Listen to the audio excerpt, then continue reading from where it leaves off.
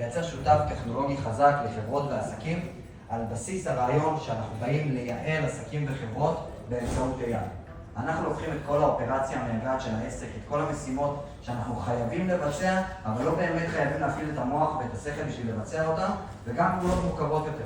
אנחנו באים ולוקחים מערכות לעסקים, ועל ידי מערכות חוסכים בכוח אדם, בונים להם מודלים שבעצם מביאים להם תובנות מבוססות נתונים מדויקים של העסק, כדי לקחת את ההחלטות הכי חכמות לעסק.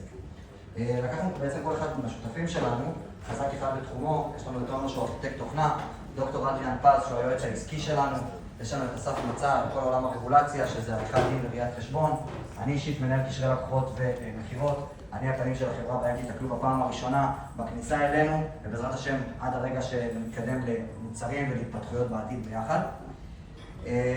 אני אשמח להסביר בקטנה על איך אנחנו עובדים מבחינת טכנולוגיות. אנחנו לוקחים בעצם, כשאנחנו נכנסים לעסק, אנחנו עושים לו אפיון ראשוני, להבין את הצרכים של העסק. איך מתנהל כל המערך של העסק מהרגע שמגיע פציינט, מטופל, לקוח, או כל דבר כזה או אחר, עד שיוצא מאיתנו למערך הטיפול אחורה.